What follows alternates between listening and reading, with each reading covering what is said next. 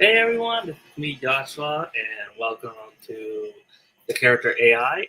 Now, normally back then I only just use no camera and audio because I'm not sure. Also, you know what happened? There was an earthquake in Puerto Rico, so this time I'm doing a Character AI with myself in it as well. Since I never, since you never actually heard me what I say. Okay, let's get started.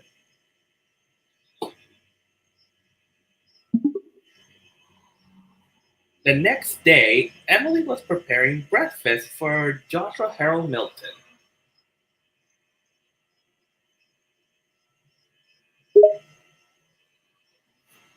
Emily was busy in the kitchen, preparing a delicious breakfast for Joshua. She chopped some fruits, toasted some toast, and whipped up some scrambled eggs. She hummed softly as she worked, enjoying the peaceful morning. Joshua waked up and he started to yawn. Ugh. Emily smiles when she sees him, her face filled with warmth. Emily, good morning, sleepyhead. Did you sleep well? Yeah, I did sleep well, Emily.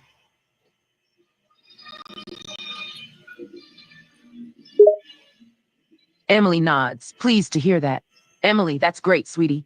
I hope you're hungry, because I made a nice breakfast for you. Wow, wait, that's a huge breakfast, Emily. Emily chuckles, amused by his enthusiasm. Emily, yeah, I wanted to make sure you had a good hearty breakfast to start your day. Enjoy. Thanks, Emily. Emily smiles warmly, glad that he appreciated her efforts. Emily, you're welcome, sweetie. You eat up and enjoy every bite, okay? Okay. Emily watches him as he starts to dig into his breakfast, feeling content. Then Emily and Joshua went outside to see the whole heaven.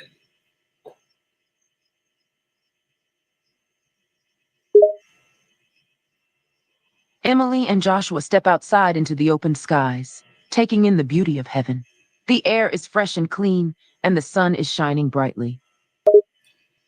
Ooh, baby, do you know that what? Ooh, heaven is a place on earth. They say heaven, love comes first.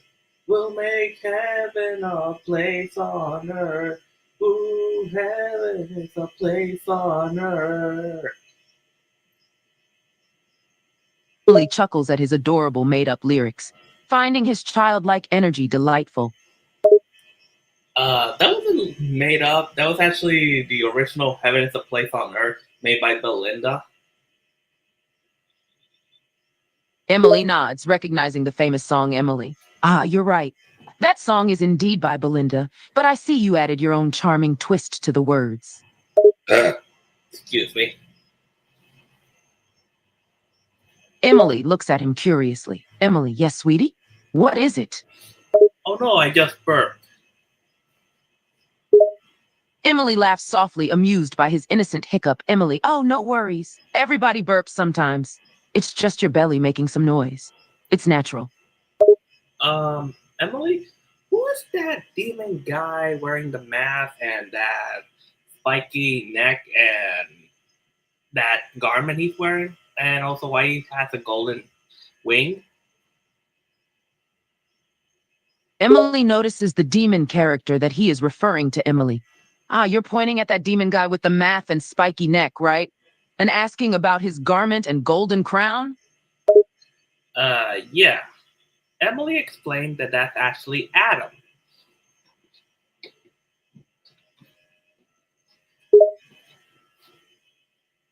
Emily nods, beginning to explain. Emily, yes, that's right. That demon guy you see is actually Adam. He was once a mortal human like the people in Earth. He was created by God along with his wife Eve and lived in the Garden of Eden. But why he look like that? I mean, does he supposed to be in hell? Emily explains with a solemn expression. Well, you see, it's a bit complicated. Even though Adam and Eve were given a place in the Garden of Eden, they were tempted by the trickster Lucifer to eat a fruit from the forbidden tree, which was forbidden by God. This act of disobedience caused them and their descendants to be banished from paradise, and that is why they ended up in hell. I see. Emily nods, her expression still serious. Emily, yes, it's quite a sad story.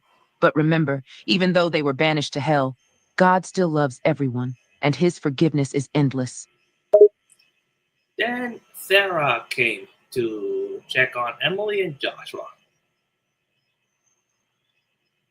Sarah arrived and saw Emily and Joshua standing outside. Sarah, hey there, kiddos. How are you guys doing? Doing good, Sarah. Emily was explaining about that Adam guy that I'm surprised that he's in heaven.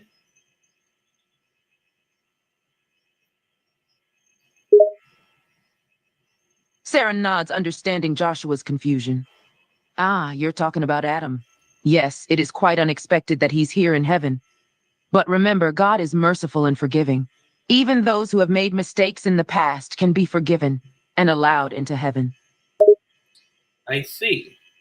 Also, do you know where I can find a Baskin Robin in this place? Sarah chuckles at his random question. Sarah, well, that's quite a specific request, sweetie. A Bafton Robin, let me think. I suppose you could try checking in the attic. I believe we have a few stuffed animal boxes there. No, no, no, no. I meant Baskin Robin. You know, the ice cream shop.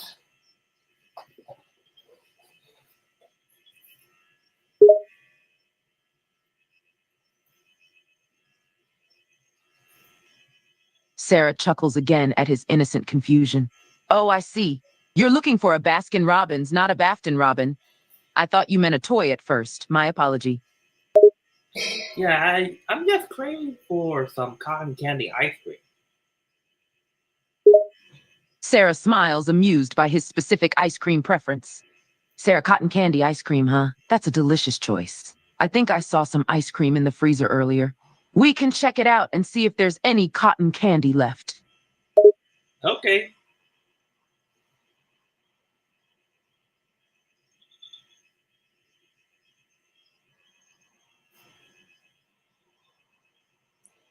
Okay.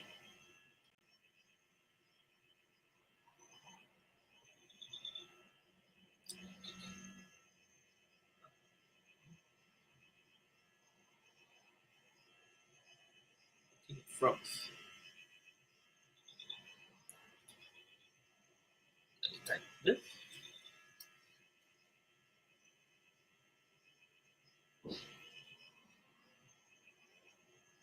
Sarah pats his head, her eyes twinkling with affection. Sarah, all right, let's go check the freezer and satisfy your sweet tooth.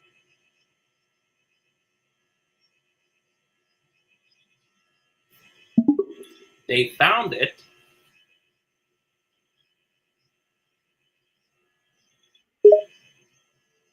Sarah and Emily find the ice cream in the freezer. There it is. It looks like there is some cotton candy ice cream left.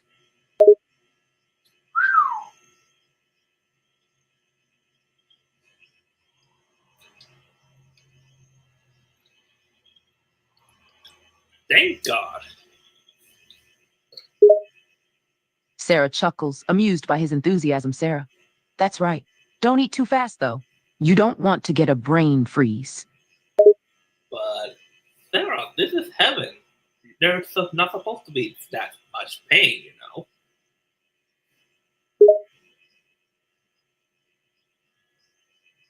Sarah smiles softly, understanding his confusion. You're right, sweetie. Heaven is a place of peace and joy, devoid of pain and suffering. However, the concept of a brain freeze is simply a silly way to describe the slight discomfort one feels when eating cold food too quickly. It's not meant to cause pain, but just a little funny sensation. Joshua then looks sad because he sort of missed someone. Sarah notices John Shalhoub's sadness and approaches him. Sarah, hey, what's wrong, sweetie? Why do you look so sad? It's just that I wish my mom was here. It's a shame that she had to die. Sarah feels a pang of sadness for him, Sarah. Oh, sweetie, I understand how you feel. It can be tough to lose a loved one. But you know, even though your mom may not be here physically, she's always with you in spirit. You'll carry her love and memories with you always. Joshua wanted to know what love is. Sarah looks at Joshua, her expression kind and caring. Well, sweetie, love is a beautiful and powerful feeling. It's the bond between people who care for each other deeply. It can make you feel happy, safe, and supported. But most importantly, love is about showing care and respect for others and treating them with kindness and empathy. It's not always easy, but when you truly love someone, you want the best for them and want to see them happy.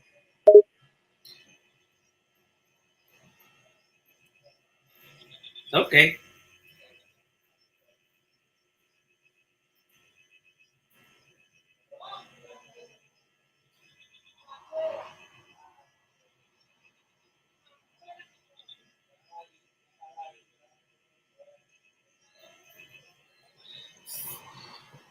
so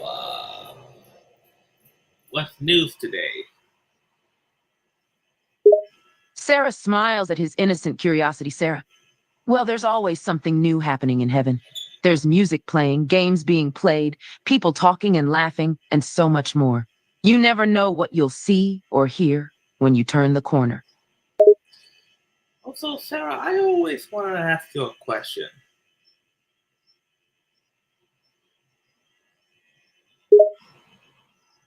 Sarah looks at him, her expression inviting and open. Sure, sweetie. You can ask me anything. What's on your mind?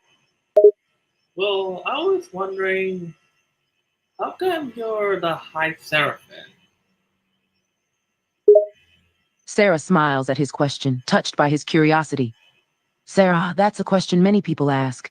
I am indeed the High Seraphim, a high-ranking angel in heaven.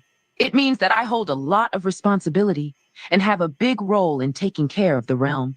I oversee other angels, keep the balance of heaven, and make sure everything runs smoothly. It's a big job, but I'm glad to do it.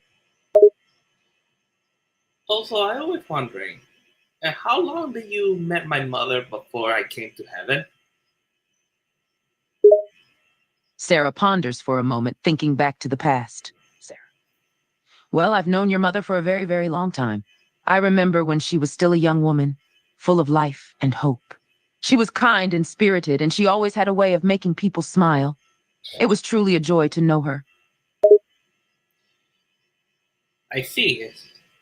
It's a shame that I cannot believe my father actually forget about her and made her die.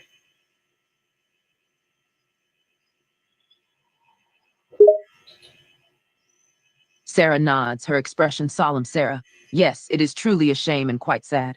Your father's actions were difficult to understand, but sometimes people make mistakes and do things they regret later on. It's important to remember that even though we may not always understand the decisions others make, it's not right to hold on to anger or bitterness.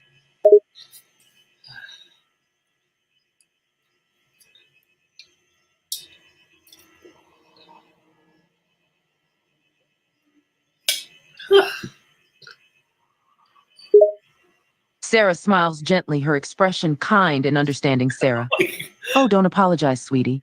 It's okay to feel sad and hurt by what happened. But it's important to remember that forgiveness and letting go of anger can bring you peace and healing.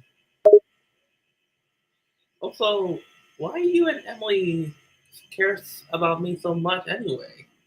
I'm not even your kid. Sarah chuckles softly, her expression warm and affectionate. That's true, you're not our kid, but that doesn't matter. We care about you because we care about the well-being of all beings, especially angels. We all have a soft spot for children, and you have a kind heart and a pure soul. It's natural for us to want to love and protect you.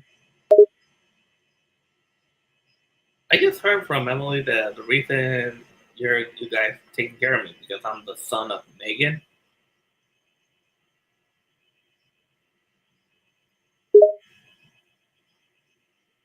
Sarah nods, confirming his statement. Yes, that's right. Knowing that you are Megan's son adds special importance to the situation. She was a dear friend, and we all feel a sense of responsibility to look out for her son. But even if you weren't connected to Megan, we still would care about you, as we care about all children and souls. Actually, my mom do care about me. She always cared about me since back on Earth. I mean, I just really wish I could actually be with her one more time. Sarah smiles, her expression gentle and sad. I understand how you feel, sweetie. It's normal to miss your mother and wish to see her again. But even though she's not physically with you, she still lives on in your memories and in your heart. Try to cherish the time you had together and remember all the love and joy she brought to your life. Suddenly, Sarah's phone began to ring.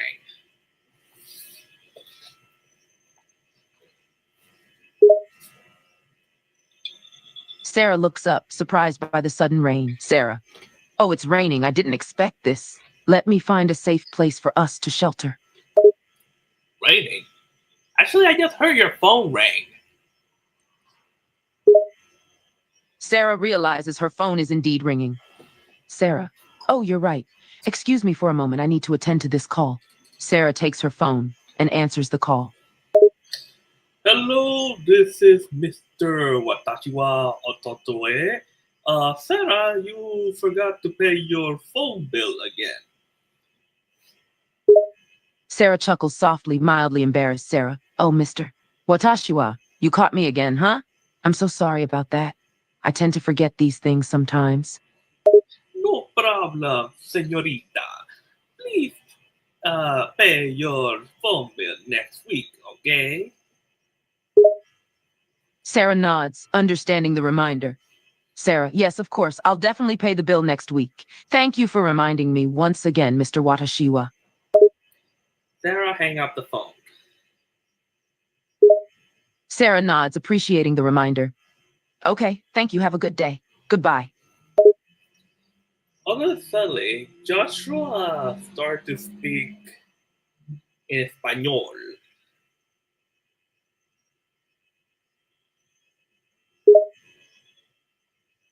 Sarah turns to look at him, a bit surprised by the sudden switch to Spanish. Sarah, oh wow. You know Spanish, sweetie? That's impressive. Let's see. The face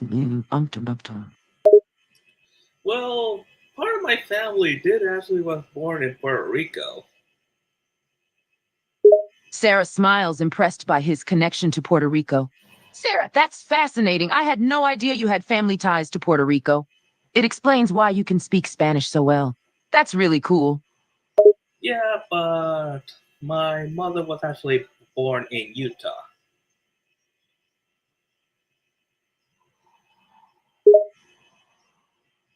Sarah nods, understanding the information. I see. So, even though your family has roots in Puerto Rico, your mother was actually born in Utah. That must have been quite the mix of culture and traditions growing up, huh? Yeah, and I also do remember my grandparents, which is actually my father's side. At least they are not very bad as my dad, you know. Sarah nods, understanding his complex relationship with his father. It sounds like you had a special bond with your grandparents, which is wonderful. And I completely understand your feelings about your father.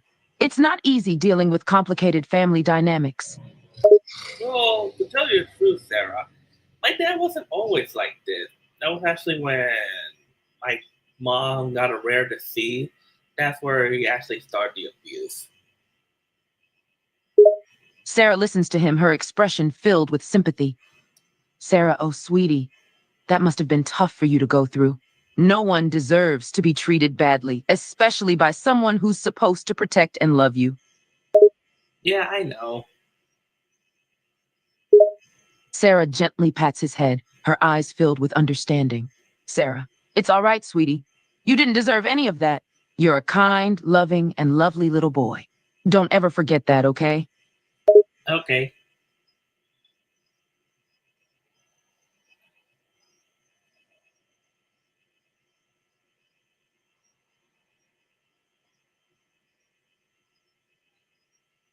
Suddenly, Joshua, Emily, and Sarah start walking in the street of heaven to see the whole building, and also they're going to the petting zoo.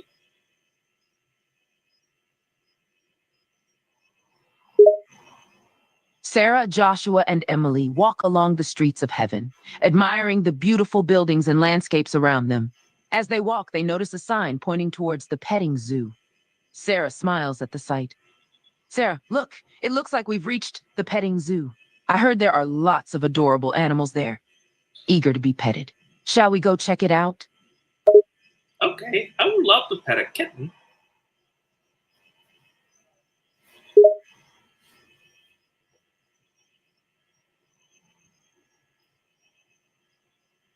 Sarah chuckles, amused by his excitement over kittens.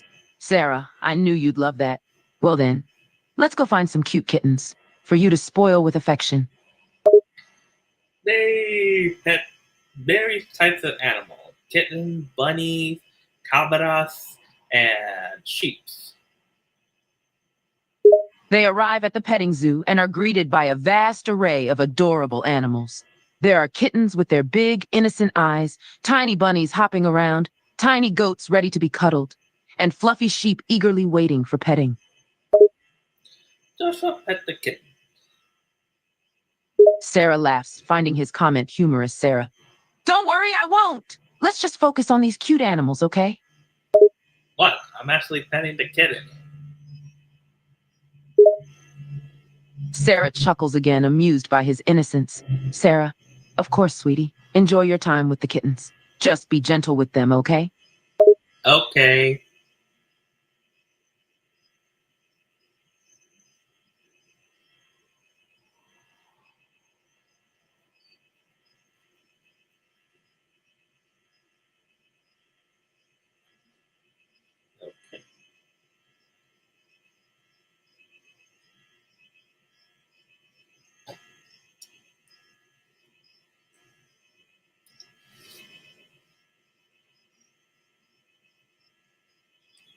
Okay, better take a 1 minute break. I'll be back soon.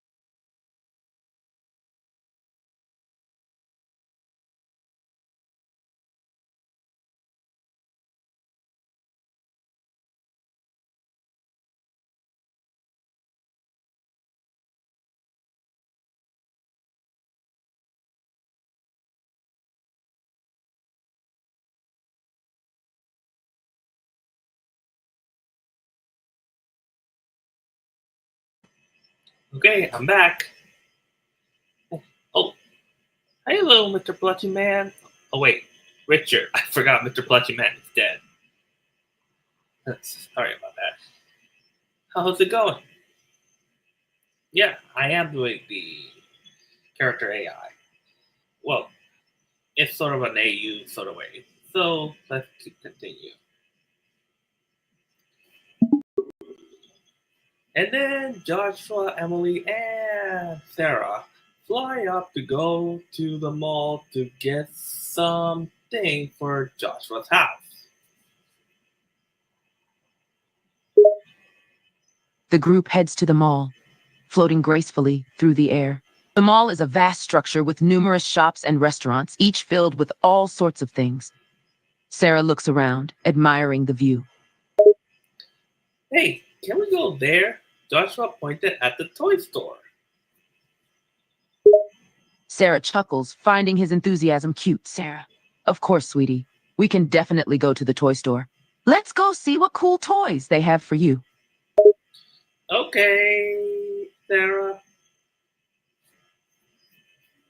Sarah guides him towards the toy store. They enter the store and are immediately surrounded by a vast array of toys. There are action figures, board games, puzzles, plushies, and so much more. Ooh, Sarah, can I get the Lego set, please? Sarah smiles warmly, glad to see him excited about Legos. Sarah, of course, sweetie. Just pick out the set you want and I'll get it for you. You get the set of the Super Mario Brother Lego form. Sarah watches as he chooses a Lego Mario Bros. Set. She smiles, appreciating his enthusiasm for the toy. Sarah, you've picked a great set there. Legos are lots of fun, and you'll enjoy building your Mario worlds. Thank you, Sarah. Sarah pats his head, her expression warm and kind. Sarah, you're welcome, sweetie. I'm glad I could get it for you. Just promise me you'll put it together carefully, okay? Legos require patience and following instructions. Then suddenly, Joshua's stomach started to rumble.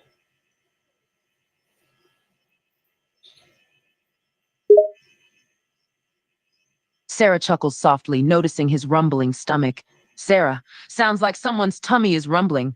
Are you getting hungry, sweetie? Yeah? Sarah smiles, always ready to take care of him. Sarah, that's normal. It's been a while since we had lunch. Let's find a place to get something to eat, shall we? Okay. Then they went to the food court.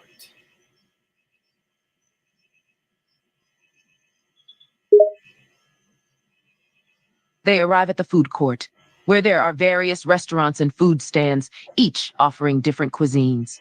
Smells of different foods waft through the air, making Sarah's mouth water.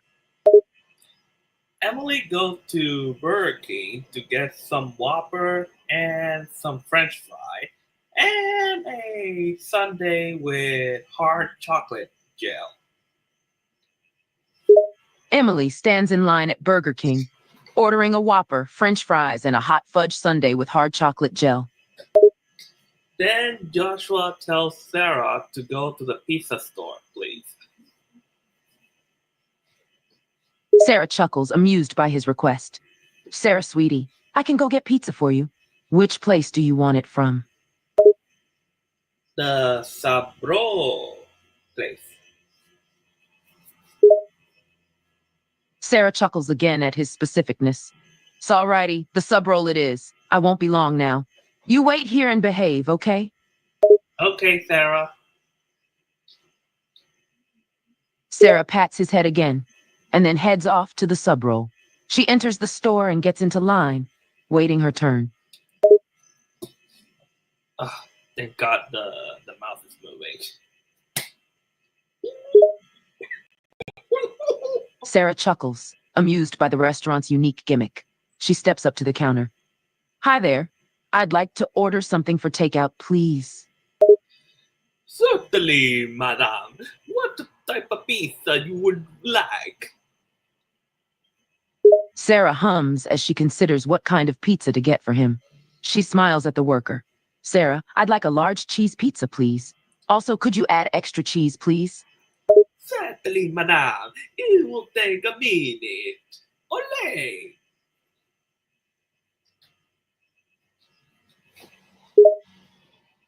Sarah smiles patiently. Sarah, that's quite all right. I don't mind waiting a bit. Then the Italian man cooked the pizza, making the pizza, and then put it in the oven. Sarah watches as the Italian man prepares the pizza, appreciating the process of making the pizza. All right, better take another break because I need to rest a little bit the throat. and we'll continue.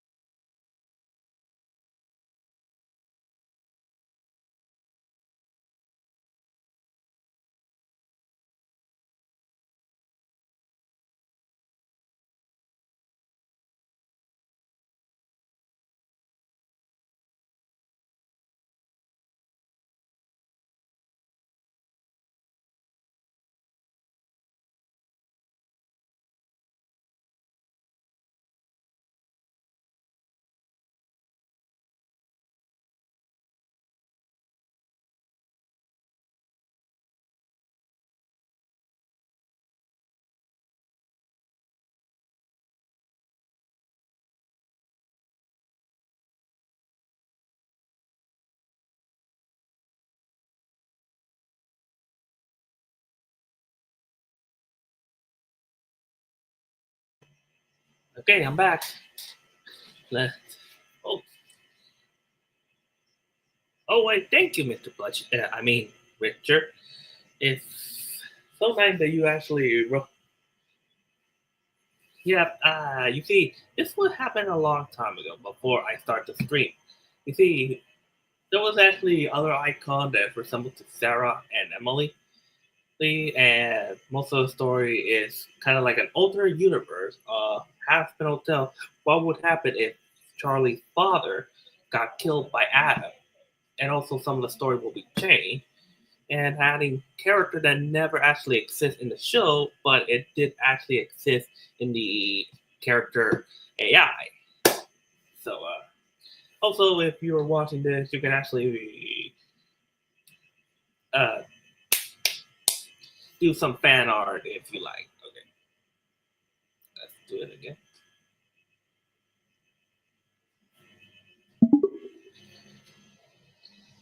And then the pizza is done. Sarah watches as the Italian man takes the pizza out of the oven. The cheese is melty and stretchy, looking mouth-watering. Then Sarah take the pizza and give it to Joshua. Sarah nods, picking up the freshly made pizza. Alrighty, I have the pizza now. Let's go give it to Joshua, shall we? Joshua is waiting next to Emily while she was eating her hamburger.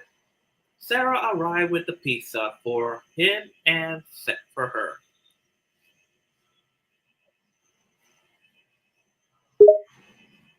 Sarah approaches them, her hands holding a steaming hot pizza box. She looks happy to see them enjoying their lunch.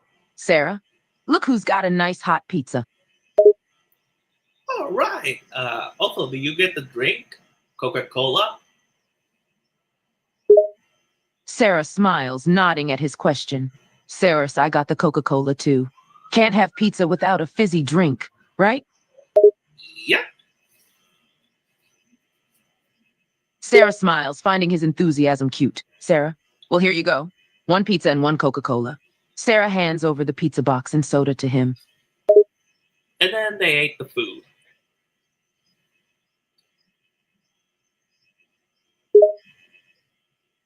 They all sat down at a table in the food court and began to dig into their lunches.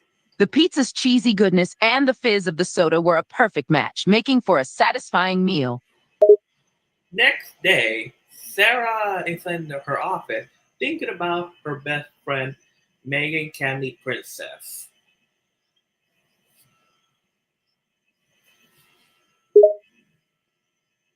Sarah ponders as she sits in her office, a nostalgic look on her face. Her thoughts are consumed by her dear friend, Megan. She remembered Megan appearing, golden blonde hair, pink lipstick like bubblegum, and a princess gown that made her a beautiful princess ever since she was a child.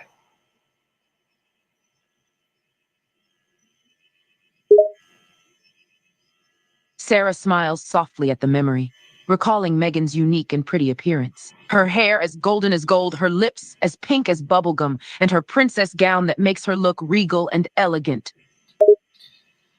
She remembered that Megan always called Joshua my little angel.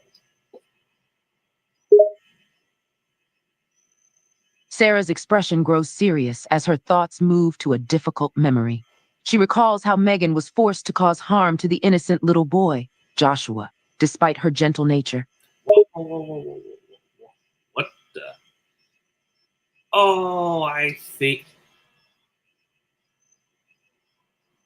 Oh, I see the mistake. What I meant to say, call, not kill. There's an error on that one. Let me fix that. Call Joshua my little angel. Okay, let's change it.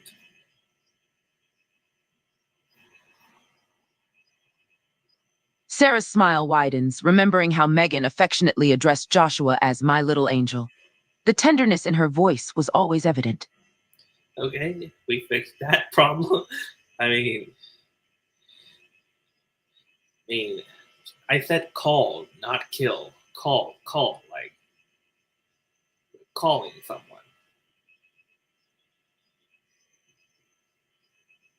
Okay.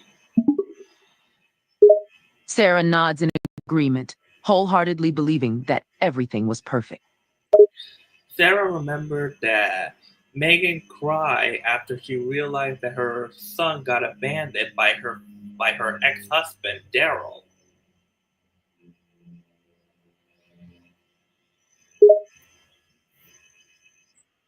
Sarah frowns as the painful memories surface once more. She remembers the tears streaming down Megan's face as she realized Daryl had abandoned her and Joshua. She remembered looking Megan crying like a teenager who actually had a breakup, where she actually covered her face in her pillow with a pillow and lay on the bed crying. Sarah's heart aches, remembering how Megan had locked herself in her room, burying her face into her pillow as she cried like a heartbroken teenager. The cruel betrayal by Daryl left a deep scar on Megan, leaving her broken. Sarah actually forgot that this that Daryl is still on Earth. He hasn't died yet.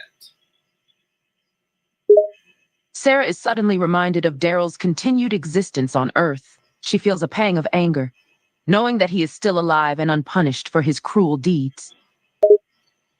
She also forgot that Megan passed away when Joshua was 12 years old. Sarah's expression saddens as the reality of Megan's passing sets in. She had completely forgotten that Megan had passed away when Joshua was only 12 years old, leaving him orphaned at a tender age. She also remembered that when Megan came to heaven, she always liked to take a bow as a greeting to everyone. Sarah's eyes mist over as she remembers Megan's unique greeting style. Megan had always greeted people by taking a bow, adding a touch of grace and elegance to every interaction. Just like how a princess would do. Sarah smiles softly, recalling how Megan embodied the elegance of a princess. Her actions and mannerisms were always regal and graceful, mirroring a true princess. Then all of a sudden, now Sarah started to remember Joshua's appearance uh, in heaven. Sarah's thoughts shift to Joshua, her mind replaying memories of his appearance. She remembers the moment he arrived in heaven, looking disheveled and scared. Despite his rough appearance, his innocence and vulnerability shone through. Sarah remembered Joshua's appearance, chocolate brown hair, his eyes and fangs that look like Lucifer Morningstar, and he wearing a t-shirt that said "Heaven is a place on earth," based on a popular song from the '80s, clean pants and toddler shoes. Sarah chuckles softly as she imagines Joshua's appearance when he first arrived in heaven. She remembers his messy chocolate brown hair, the sharp fangs that resemble Lucifer Morningstar, and the shirt he wore that quoted, "Heaven is a place on earth," referencing the famous '80s song. And she also remembered that she gave Joshua a hat that said, "My guardian is Sarah and Emily." Sarah smiles warmly, recalling the moment she gave him a hat emblazoned with the words, "My guardian is Sarah and Emily." It was a small gesture to provide some comfort and reassurance to him.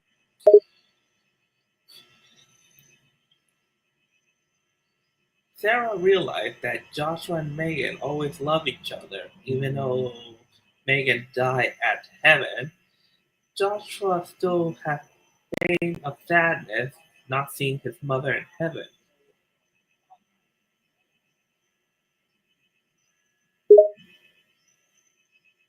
Sarah's heart feels the weight of Joshua's deep pain and sadness over not being able to see his mother in heaven. She knows that his love for Megan remains strong, despite her physical absence. Sarah remembered that Joshua has always been sad. Sarah's heart aches as she remembers the depth of Joshua's sadness. It was evident in his eyes, his mannerisms, and his somber demeanor. He carried the pain of missing his mother with him every day. Joshua's middle name is Harold, which is actually given from Megan since she has a brother named Harold as well. Well, her long lost brother who got lost in the sea and ended up in a castaway island.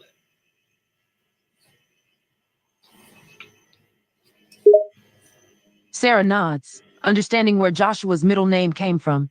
She knows that his full name, Joshua Harold Candy, was given to him by his mother, Megan, in honor of her lost brother Harold.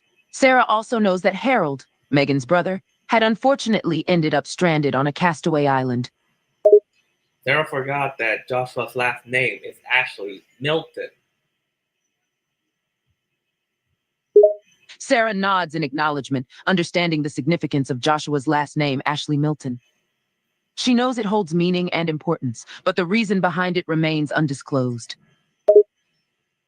Joshua is the only Milton family in heaven since they already lost four members of the family: Jojo, Rob and Lily, and of course Megan.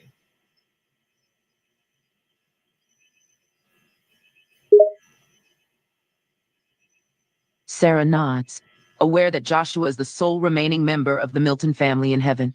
She remembers with sadness the loss of the other members, including Rob and Lily, and most recently, Megan. Rob and Lily is Megan's parents.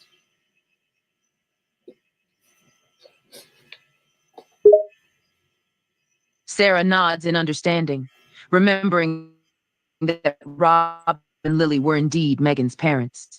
It adds another layer of grief and pain to the tragedy of their passing and Megan's own death, leaving Joshua an orphan.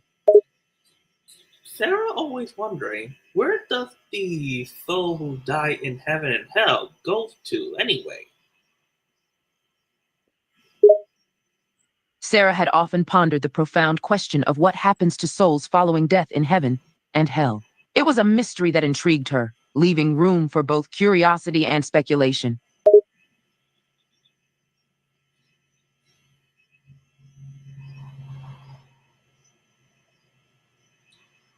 Meanwhile, Emily is watching television about the cartoon of based on the Bible.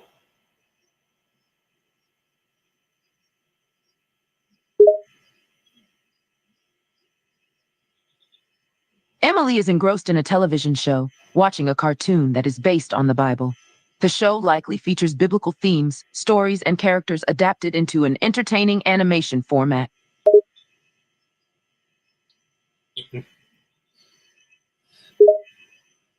The show continues playing on the television, the program unfolding a narrative steeped in biblical teachings and stories. Emily remains fixated on the screen, her attention now fully captivated by the animated adaptation. Hey, Emily? Emily glances over at you and smiles warmly. Emily, yes, what is it? When we're gonna start lunch? Emily forgot about lunch.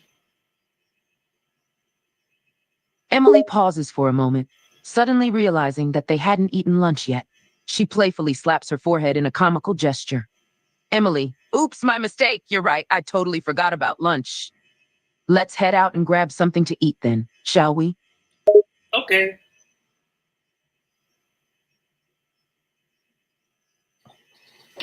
Let's go. Emily chuckles softly at herself, feeling a little embarrassed about forgetting lunch.